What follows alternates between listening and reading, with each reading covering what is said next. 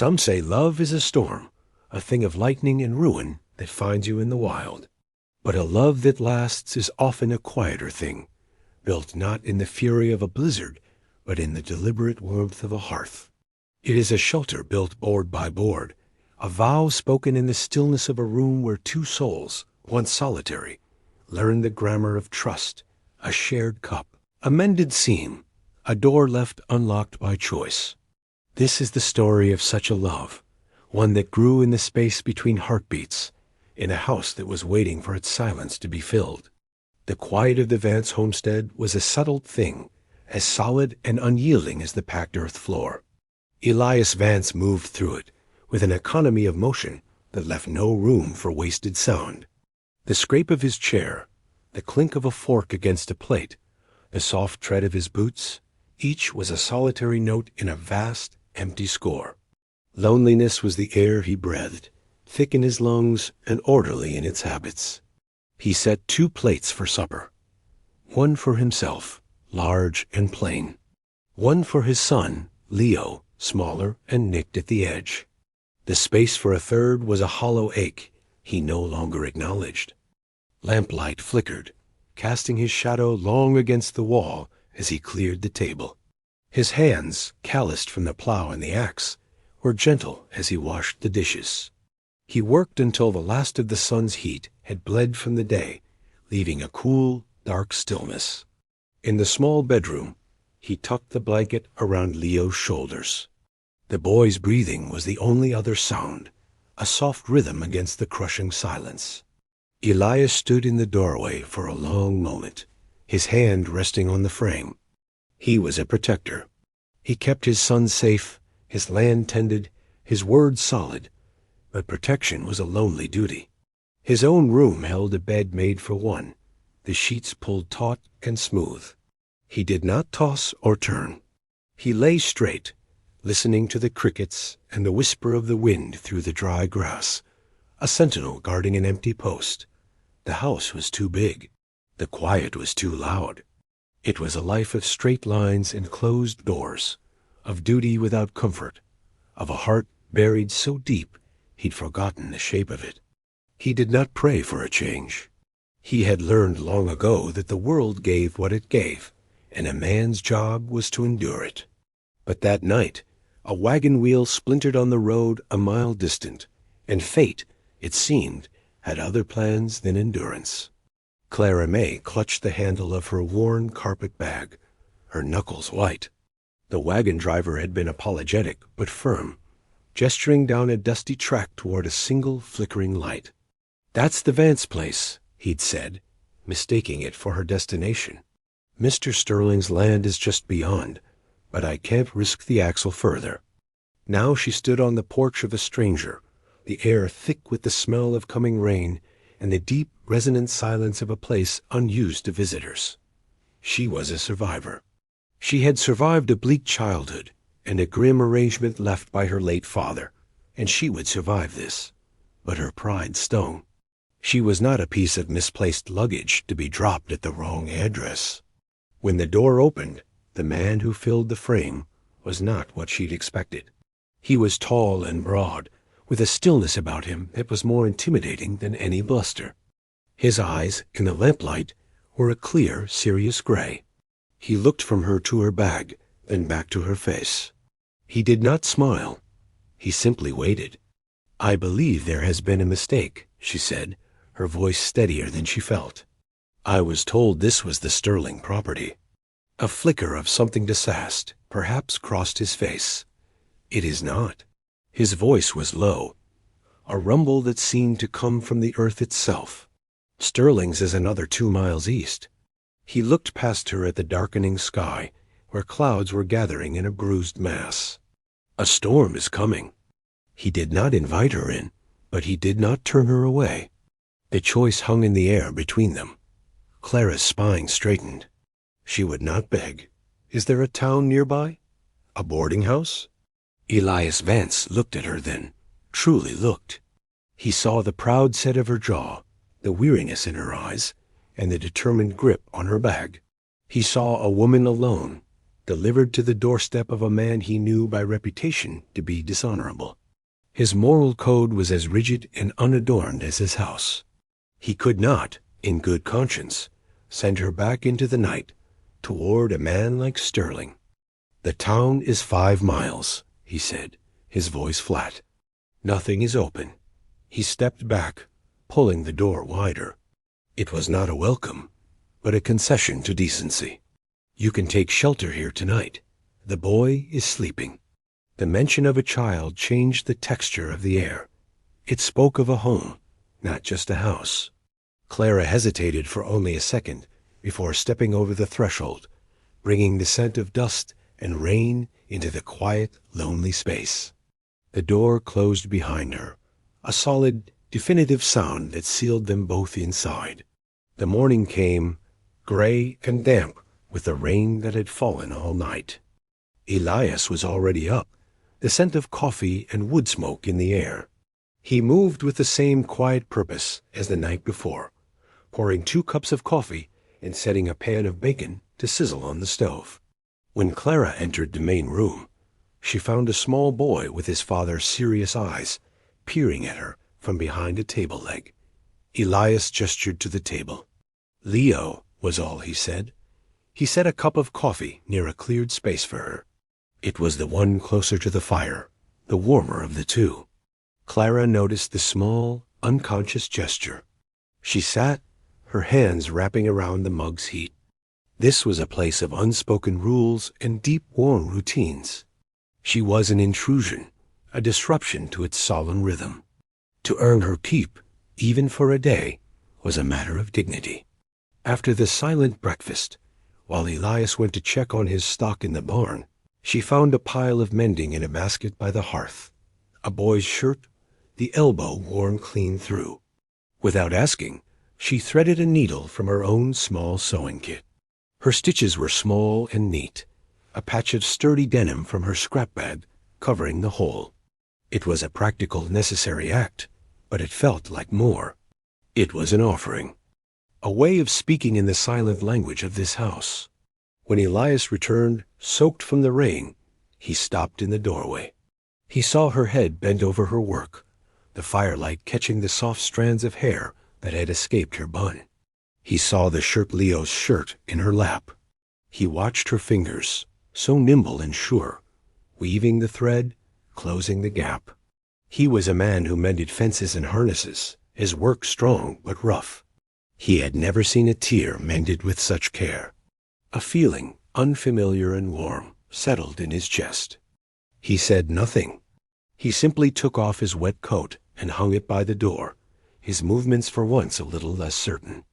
Leo, who had been watching her from a distance, crept closer. He pointed a small finger at the patched elbow. "For me?" he whispered. Clara looked up and gave the boy a small, hesitant smile. "For you," she confirmed. And in that quiet exchange, the first thread of a new pattern was stitched into the fabric of the lonely house. Clara learned the landscape of Elias Vance's life through its boundaries. He never entered her room, a small, sparse space off the main living area, without a soft, deliberate knock. The first time it happened, she was startled. It was a courtesy so profound in its simplicity that it felt like a gift. She had spent a lifetime with men who pushed open doors as if they owned every space they entered. Elias waited for her permission. "Yes," she would call, and only then would the latch click. That small ritual became the foundation of her trust. She began to see the man beneath the stoic silence. She saw the way his large hands could gentle a nervous horse, the way he listened, truly listened, when his son spoke in his halting, childish sentences. In the afternoons, while the rain droned on, she took it upon herself to teach Leo his letters, scratching them with a bit of charcoal on a piece of smoothed wood. The boy was a quick study, his brow furrowed in concentration, his father's seriousness already etched onto his small face. Elias would often stand in the doorway of the barn, ostensibly cleaning a tool or mending a strap, but she knew he was listening. He was watching the easy patience in her, the soft encouragement she gave his son. He was a man who scanned his property for threats, his gaze always sweeping the horizon for signs of danger. Now he found himself watching Clara, not for threat, but for need. Did her shoulders slump with weariness? Was her cup empty? Did the fire need another log to keep the chill from her corner of the room? His protection, once a broad and impersonal duty to his land and son, was narrowing its focus. It was becoming personal. One evening, as she was putting Leo to bed, the boy took her hand. "Will you read the letters again tomorrow?" he asked, his voice sleepy. "Of course," she promised. From the doorway, Elias watched her smooth the boy's hair back from his forehead. It was a gesture of such simple tenderness, it made his own hands ache with a long-buried yearning for a softness he'd forgotten could exist. When she turned and saw him there, she did not startle. Her eyes met his across the dim room, and for a moment the quiet was not empty. It was filled with a fragile, unspoken understanding. He gave a slight, almost imperceptible nod, and retreated, leaving her to latch her own door. The storm did not break. For 3 days, rain lashed against the windows, and the world shrank to the 4 walls of the homestead. The constant proximity should have been stifling, but instead it wove a strange, quiet intimacy between them. They worked in a shared rhythm, a silent dance of domesticity. He would bring in firewood. She would have the stew hot. She would grind the coffee. He would have the mugs ready. They moved around each other with a growing awareness, a magnetic pull that kept them from touching, but made the space between them hum with energy. On the 3rd night, a crack of thunder, loud enough to shake the house, ripped through the air. A moment later, a terrified wail came from Leo's room. Both Elias and Clara moved at once, meeting in the narrow hallway. In the dim light from the main room, Elias saw the concern etched on her face. He reached his son's room first, scooping the trembling boy into his arms. "It's just noise, Leo. You're safe." But the boy was inconsolable, his small body racked with sobs, clinging to his father. Clara hesitated at the door, unwilling to intrude on the private moment. Yet she felt a powerful urge to help, to offer comfort. "Sometimes a different room helps," she said softly, her voice a calm anchor in the storm's chaos. "Or a presence nearby." Leo's sobs quieted slightly as he looked toward her, his tear-streaked face illuminated by a flash of lightning. "Stay," he whispered, his plea directed not at his father, but at her. Elias looked from his son's desperate face to Clara's. Her presence was a steadying force in his house, in his son's life. To have her near through the night felt less like an imposition and more like a necessity. But honor demanded he give her the choice and the protection of her reputation. He cleared his throat. "There's a cot in my room," he said, the words feeling heavy and significant. "I can take a pallet on the floor." We could both hear him then. He was not asking her to share his bed, but his space. It was a practical solution, born of a child's fear, but it was a profound shift. He was inviting her deeper into the heart of his home, of his life. He held his breath, waiting for her answer. "If you would be comfortable with that," he added, a careful phrase a testament to his respect for her boundaries. Clara looked at the man holding his child, his usual stoicism cracked by paternal love and concern. She saw an invitation not of desire, but of partnership. It was a mutual, explicitly consensual choice to deepen their closeness. "Yes," she said simply. "I would." The break in the weather brought a visitor. Clara was outside, hanging laundry on a line Elias had repaired that morning when she saw the rider. He sat atop a fine black horse, his suit tailored and clean despite the muddy roads. He looked completely out of place against the rugged landscape of the Vance homestead. This, she knew instantly, was Mr. Sterling. He dismounted without waiting for an invitation, his eyes sweeping over her with an air of smug appraisal, as if she were a piece of livestock he'd come to claim. "I was told I might find my delivery here," he said, his voice smooth, but with a hard, proprietary edge. Elias emerged from the barn, wiping his hands on a rag. He moved to stand not in front of Clara, but beside her, a subtle shift that made them a unit. His presence was a silent, solid wall. "Miss May is a guest in my home, Sterling," Elias said, his tone even. Sterling's lip curled in a sneer. He ignored Elias, addressing Clara directly. "The contract is paid, my dear. My housekeeper has your room prepared. Come along now, we've wasted enough time." He spoke as if her compliance was a foregone conclusion. Clara felt a familiar chill of dread, the feeling of being a pawn in a man's world. But the quiet respect she'd been shown in this house for the past few days had fortified her.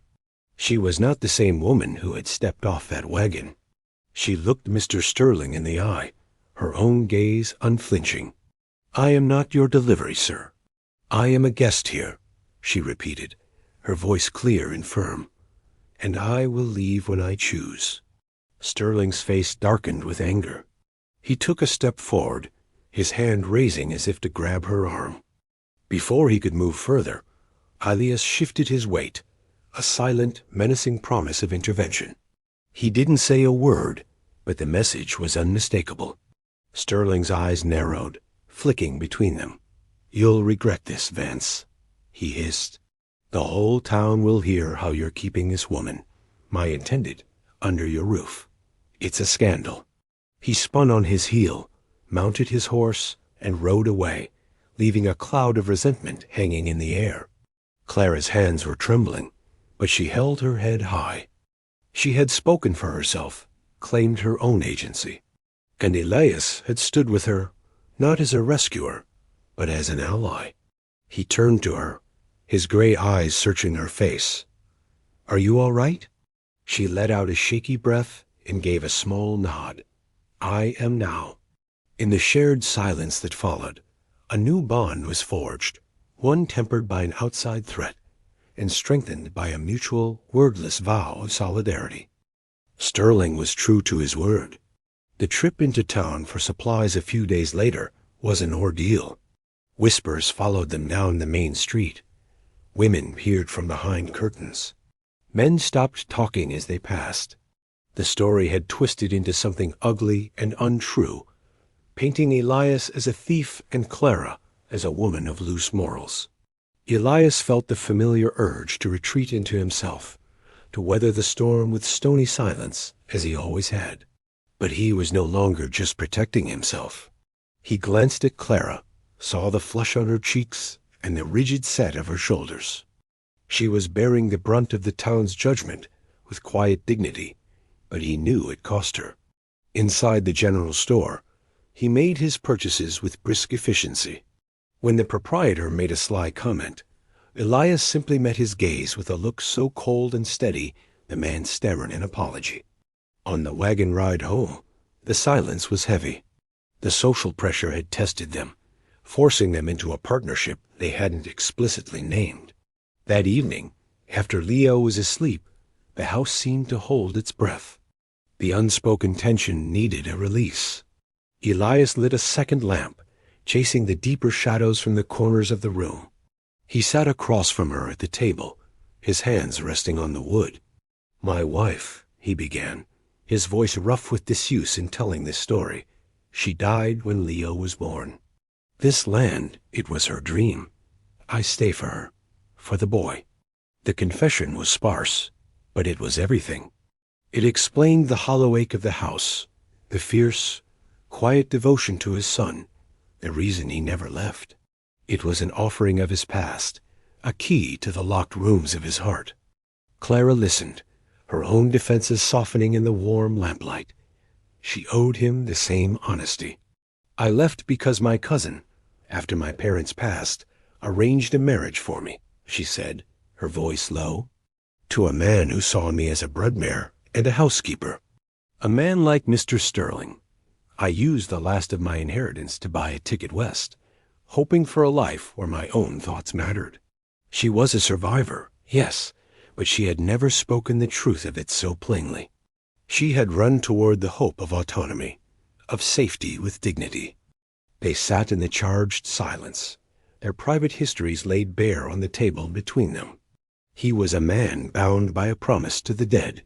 She was a woman who had fought for the right to her own future. In this quiet house, under the town's scornful eye, they had accidentally found the one person who could understand the shape of their solitude. The emotional doors had been opened. The weight of their confession settled, leaving behind a fragile, tender quiet. The next day, a sense of lightness seemed to permeate the house, as if a fever had broken. While Elias was whittling a small figure on the porch, Leo attempted to help his father by carrying a small stack of kindling. He tripped over his own feet, sending the wood scattering in a clumsy fan across the porch boards. He looked up, his face a perfect picture of dismay. Clara, who had been sweeping nearby, couldn't suppress a small, gentle laugh. It was the first time Elias had heard her laugh so freely, a warm musical sound that seemed to chase the last of the shadows from the corners of the porch. He looked up from his work, and a slow, unpracticed smile touched his own lips. It felt foreign, a muscle he hadn't used in years, but it felt right. Their eyes met over the boy's head, and they shared the smile, a moment of unguarded warmth that was more intimate than any touch.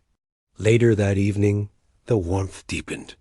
Clara was mending one of Elias's work shirts, the heavy fabric awkward in her lap. The needle was thick, and she pushed too hard, pricking her finger. A small bead of blood welled up. "Ah," she whispered, pulling her hand back. Elias was across the room, but his attention, as it so often was now, was on her. He saw the slight flinch, the way she brought her finger to her mouth. He rose and came to her, his large frame casting a shadow in the lamplight. He knelt before her chair. "May I?" he asked, his voice a low murmur. It was a question for a dozen things to enter her space, to touch her, to care for her. She looked from his earnest face to his outstretched hand and nodded, her throat suddenly tight. He took her hand, his touch surprisingly gentle. His thumb brushed over her palm, sending a jolt of heat through her. He examined the small wound with the same focused intensity he gave to all his tasks. He wrapped a clean strip of cloth around her finger, his movements deft and sure. The simple act of tending to such a small hurt was overwhelmingly intimate. When he finished, he didn't immediately let go. He held her hand for a moment longer, his thumb stroking the back of her wrist. "Clara," he said. Just her name. But the way he said it softly, purposefully made it sound like a vow. It was the first time he had spoken her name with such deliberate tenderness, and it landed in her heart like a well-aimed stone in still water. Mr. Sterling did not give up easily. He returned a week later, but this time he was not alone. The town marshal, a portly man with a weary expression, followed him onto the porch. Sterling held a piece of paper in his hand, a triumphant sneer on his face. "I have the contract, Vance," he announced. "Signed and paid for. She is legally my intended bride. Marshal, I'm asking you to enforce the terms." The confrontation was here, not with fists or guns, but with the cold, hard weight of a piece of paper. It was a test of law against loyalty, of a contract against a connection. Elias did not look at Sterling. He didn't look at the marshal. He looked only at Clara, who stood beside him, her hands clasped tightly in front of her. He saw the fear in her eyes, but also the steady resolve he had come to admire. In this decisive moment, her voice was the only one that mattered. "What is your wish?" he asked her, his voice low and calm, for her ears alone. The question was a gift. It gave her all the power, all the agency. He would stand by her choice, whatever it was. He was her protector, and that meant protecting her will. Clara took a deep breath, her gaze meeting his. In his eyes, she saw not a savior, but a partner. She turned to the marshal, her voice ringing with a clarity that surprised even herself. "Sir, I came west to choose my own life. I will not be bought or sold. My wish is to remain here." Sterling scoffed. "Your wishes are irrelevant." The contract. He was cut off by a small, terrified cry.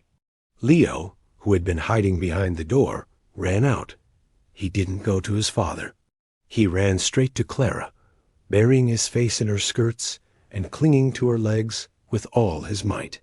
He looked up at her, his face streaked with tears, his voice a desperate, heartfelt plea. "Mama, please stay. God sent you home." The boy's words struck the porch with more force than a thunderclap. The title Mama spoken so naturally, so fiercely, shattered Sterling's legal argument into 1,000 pieces. It reframed the entire scene. The marshal's weary face softened. He was no longer looking at a contractual dispute.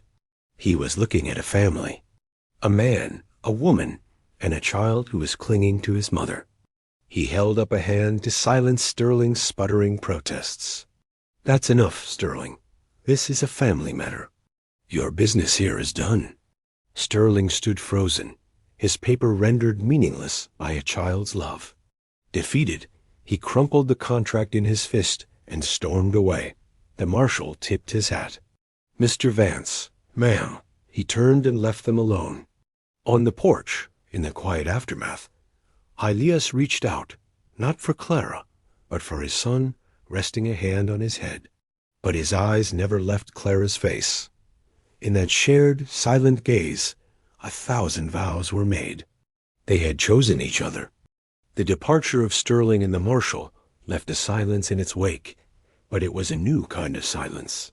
It was not empty, but full, a space of relief and quiet victory. Leo, exhausted by his emotional outburst, had fallen asleep in Clara's arms. She carried him to his bed, her movements fluid and maternal. When she returned to the main room, she found Elias waiting for her. Her hands were still trembling slightly from the confrontation. He saw it. Without a word, he went to the stove and poured 2 mugs of milk, warming them with a spoonful of honey from a jar on the shelf. He brought them to the table and set one before her. It was a simple act of aftercare, a gesture that said, "I see you. Let me steady you." They sat in the comfortable quiet, the warm, sweet milk soothing the frayed edges of their nerves. The lamplight softened the hard lines of the room, making it feel like a sanctuary. Clara had been helping Leo practice his letters earlier, and a smudge of charcoal ink still stained her fingers. Elias noticed it. He took a damp cloth from the wash basin and, gesturing for her hand, gently and meticulously washed the ink away. It was an act of service, of profound tenderness. The care he took with her hand spoke more than words ever could. Later, he sliced a loaf of bread and set out a wedge of cheese. It was a simple meal, but it felt like a feast. He picked up a small piece of bread and held it to her lips. She accepted it, the intimacy of the gesture taking her breath away. In return, she offered him a piece of cheese. They fed each other in the golden lamplight, a silent communion that acknowledged the deep, irrevocable shift between them. They were no longer a man and a woman sharing a roof out of necessity. They were partners who had faced a challenge together and chosen each other. The house was no longer just his. It was theirs. The quiet was no longer lonely. It was peaceful. In the heart of the home he had built to shelter his grief, a new and hopeful warmth had finally taken root. After the table was cleared, they stood by the small window, looking out at the moon-drenched landscape. The world outside was vast and uncertain, but inside, a new certainty had been forged. Elias turned to her, the moonlight carving his strong profile from the shadows. His usual stoicism was gone, replaced by an open, vulnerable sincerity. "This is your home, Clara," he said, his voice a low, steady vow. "If you will have it." It was not a proposal of marriage in the traditional sense.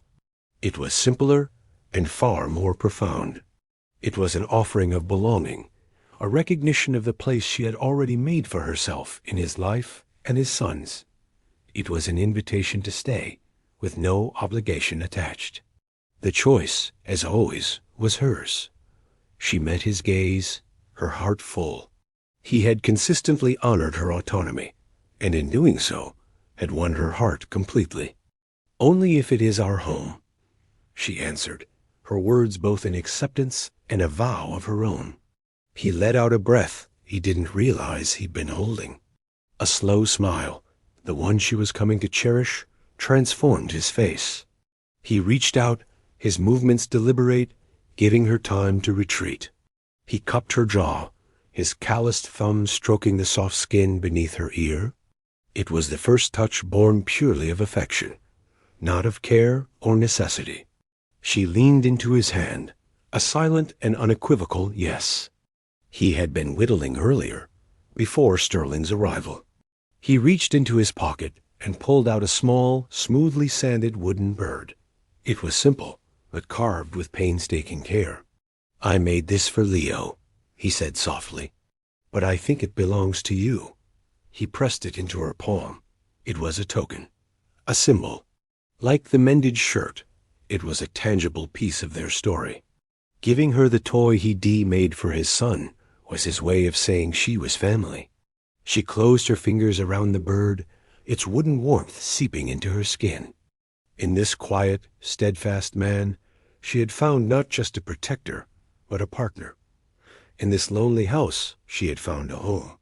In his careful, consensual touch, she had found a love that was safe, a love that was chosen. The days that followed settled into a new rhythm, one of 3 instead of 2. The routines of the homestead remained, but they were different now, shared.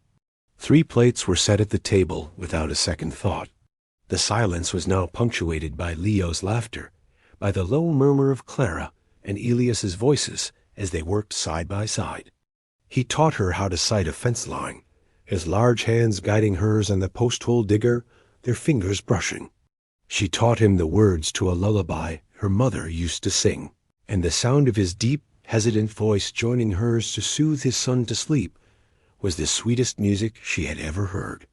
One afternoon, sitting on the porch steps, she looked at him. "This place needs a proper name," she said. He considered it, his gaze sweeping over the creek that ran through the bottom pasture, over the sturdy house that had become their sanctuary. "Haven's Creek," he said, the name coming to him as if it had been waiting there all along. It was perfect. A haven they had built together. The future was no longer a vast, empty horizon for Elias, nor a frightening uncertainty for Clara. It was the steady, comforting presence of each other. It was the certainty of a shared meal at the end of the day, of a partner to face the dawn with. The resolution of their story was not a grand declaration, but 1,000 quiet moments woven together into a life. It was in the new swing Elias built for the porch, big enough for 3. The story finds its end there, on a warm summer evening. Elias sits with his arm resting firmly, comfortably, along the back of the swing. Clara leans against him, her head resting on his shoulder. In her lap, Leo is fast asleep, his face peaceful, one hand clutching the small wooden bird. Elias's hand settles on her shoulder, a quiet, possessive weight that is not about ownership, but about belonging. He doesn't need to say, "I love you." He says it in the way he mended the latch on her door, in the way he pours her coffee first, in the solid, steady presence of his body next to hers. And she says it back in the flowers she planted by the porch, in the way she mends his shirts, in the trust that lets her lean all her weight against him, finally and completely at rest. A found family, sealed not with a kiss, but with a quiet, shared breath in the peaceful twilight.